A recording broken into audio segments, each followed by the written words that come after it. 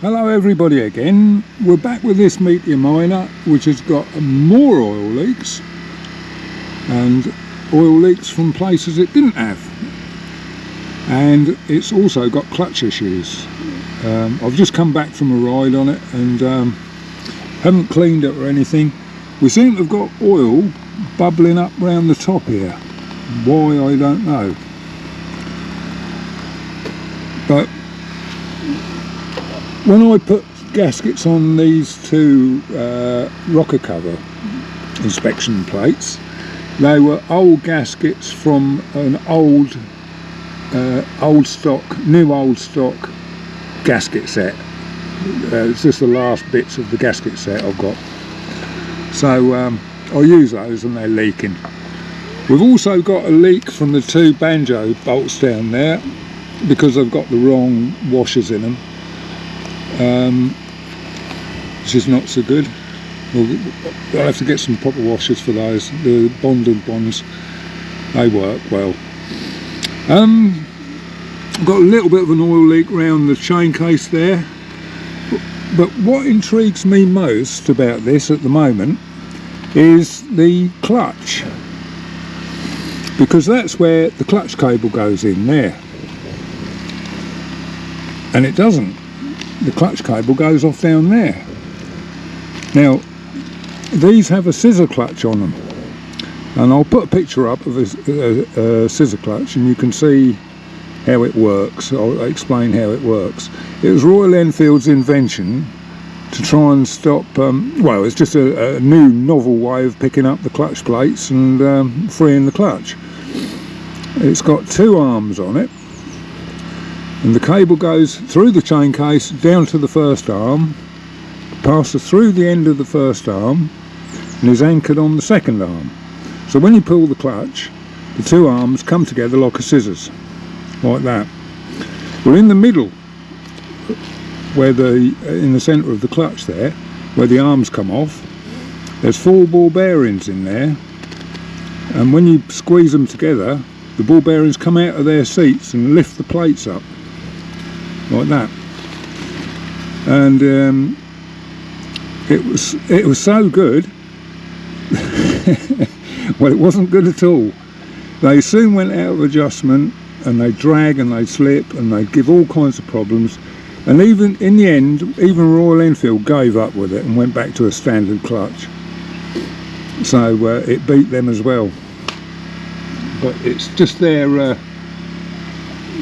way of doing a different way of operating the clutch. But I'm intrigued because this should have a scissor clutch on it, and the cable goes off down there to the gearbox, which means it's got a push rod in there which works, picks up the clutch like a normal clutch does. So I've not been in here yet, so I don't know what's in here. We'll have a look, and we'll open it up and we'll have a look. Let's get you somewhere where you might be able to see. I think that's about right, I think. Right, let's get this thing apart. First thing to do is get the footrest off, because you can't clear the chain case otherwise.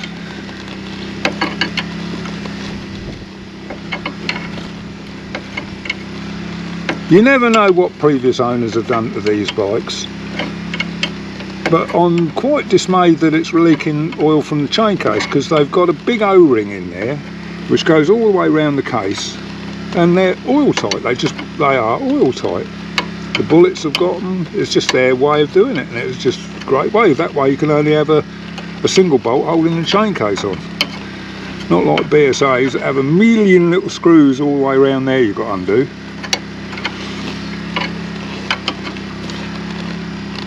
Oh. I've got my baking tray underneath it to catch any oil that's in there. The reason it wasn't leaking before is because there was no oil in the chain case. There was some sort of yellow greasy stuff in the bottom, but not the sort of stuff you want to put with a clutch. Right, let's get those bits off. Put them somewhere safe. Footrest off. Let's get this off.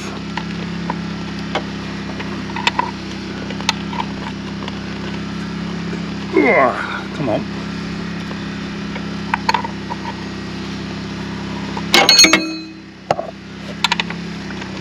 There, that end of the spanner doesn't fit.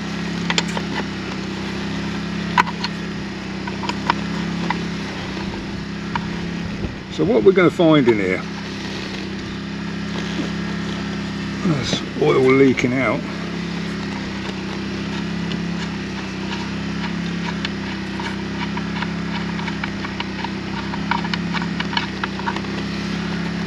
Right, let's see if we can get this case off. Oh, yeah. Plenty of oil in there. Let that all drain out.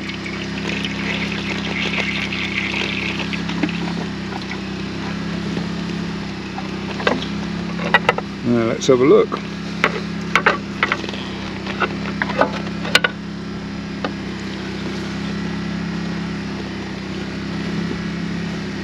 Oh, I can see why it's leaking. Look at the silicone round here. Look at it. You don't need silicone with that rubber ring. Can you see there? There's a big chunk of it missing. Previous owners broke the rubber seal and left it open there. Well, of course it's going to throw the oil out there. So I will have to be ordering some bits. That's supposed to be in one piece. Right. And look at the silicone around it though. Look, it's just everywhere. Look, yards of it. Look at it, miles of it. Right. Well, I'll have to clean all this up. It's got silicone in it everywhere.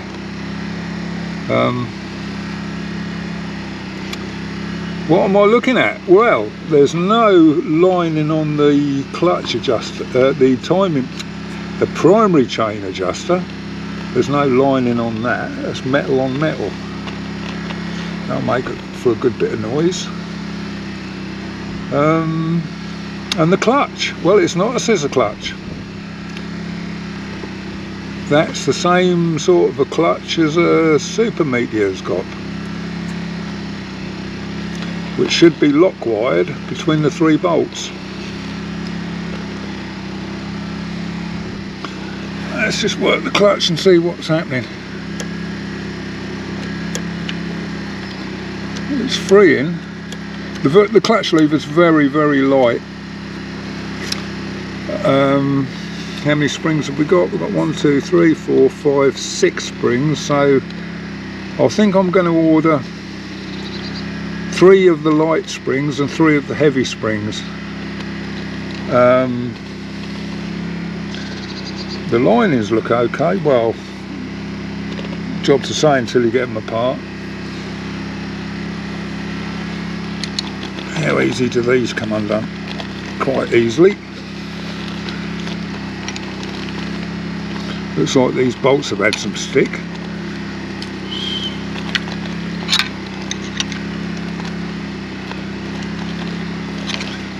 We'll get these off.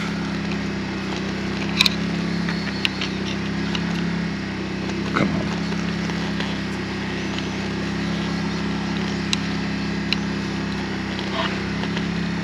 They look the same as bullet plates.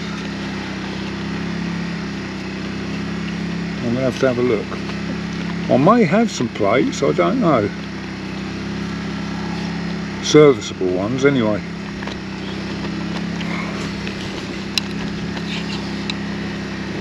So somebody has changed the clutch,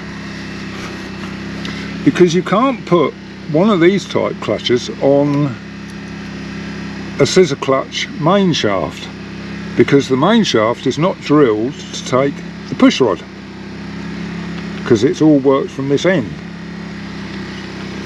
So either somebody has put a Super Meteor main shaft in it, or they've changed the gearbox for a Super Meteor gearbox.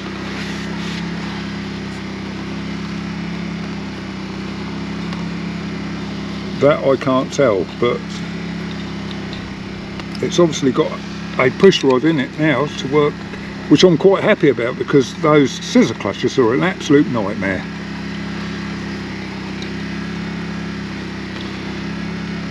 You'll be forever adjusting them, you know, they're not good.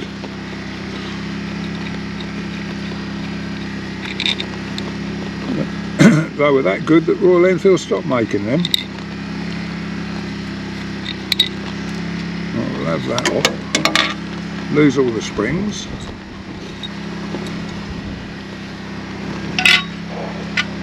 One, two, three, 4, 5, 6.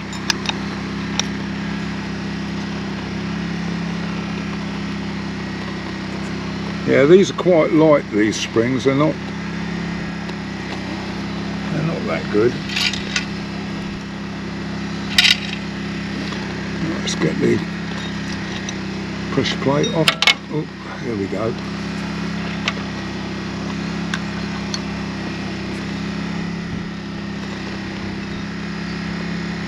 Got some pitting on there. That shouldn't make any difference. And there's the push rod.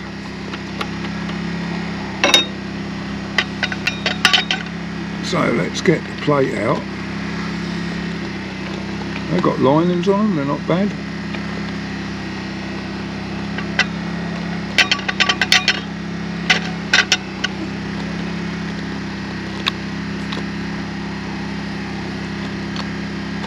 Tease them out.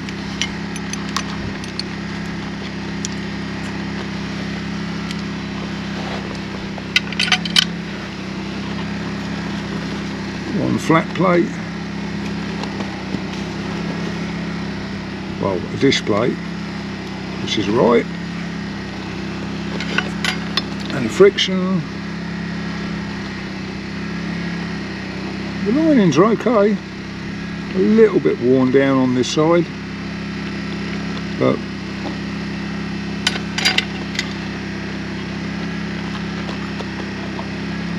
let's have a look at this one.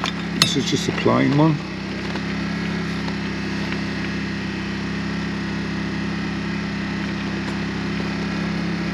Not really pitted, just marked. That's okay. Another friction plate. That's fine.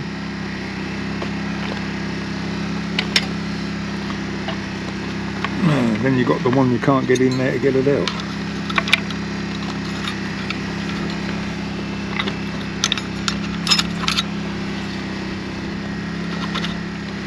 You want 2 screwdrivers really. I'll get it.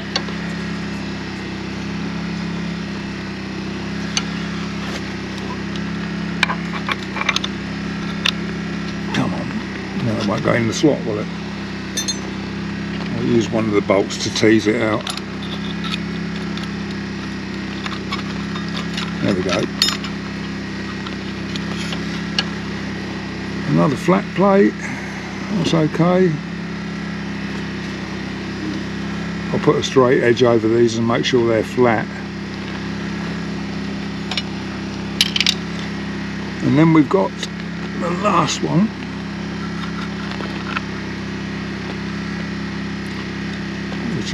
That's right, that's okay. Linings are okay, don't show any signs of burning. Just a little bit black, but nothing, a little bit glazed. I'll rough this up a little bit with some sandpaper and just give it something to bite. And we've got one last pressure plate,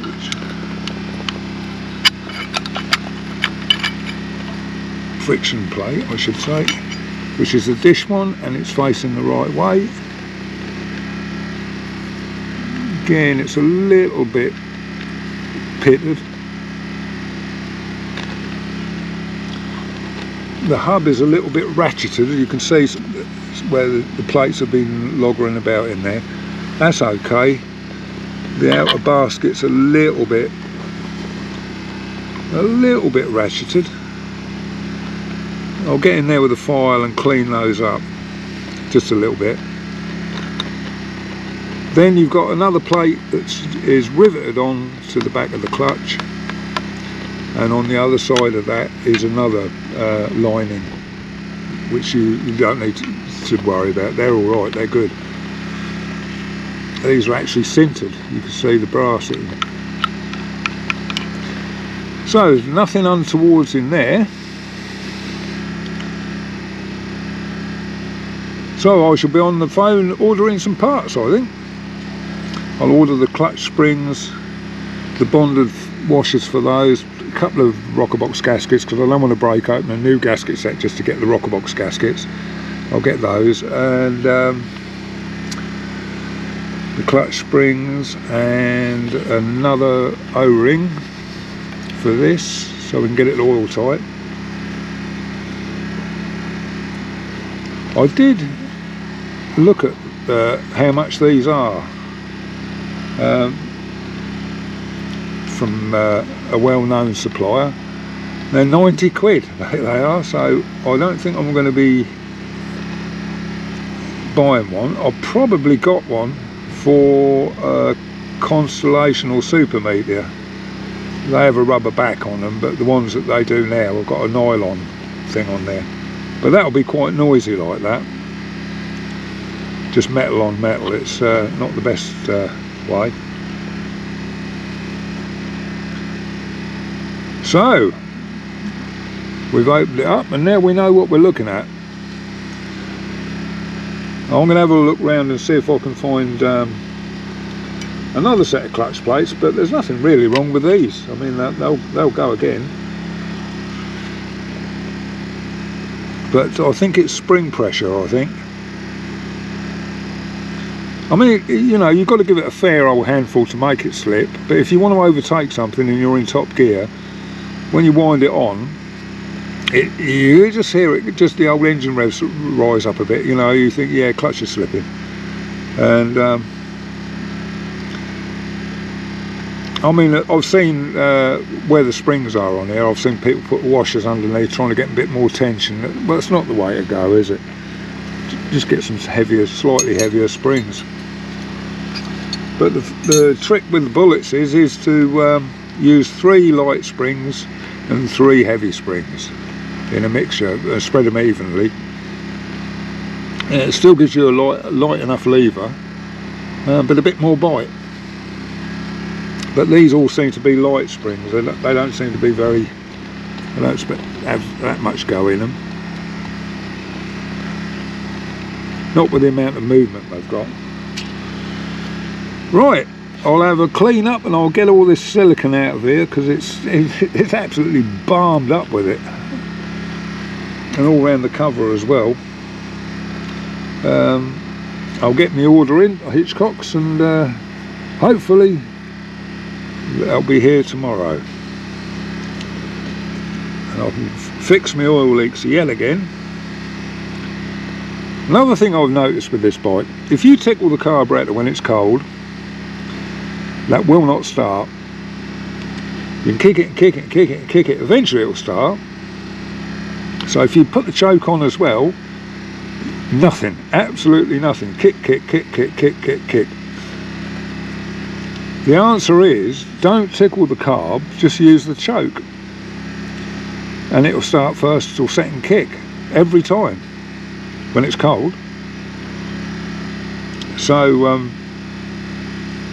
one of the mysteries of life. They're all different, aren't they, these bikes? There's a new carburetor on there anyway, so well, obviously when you tickle it, you're flooding it, and you do flood the engine, and you kick it and kick it and kick it until it clears it, and then it will start. But yeah, so this morning I thought, well, I'm not going to use the tickler. I'm just going to turn the petrol on, put it on full choke, and kick it. First kick, off it went. Right, there we go. This is why I haven't done a ride out, because it's not quite finished yet. I'll put I've got the mileage up to about 140 miles on it now, and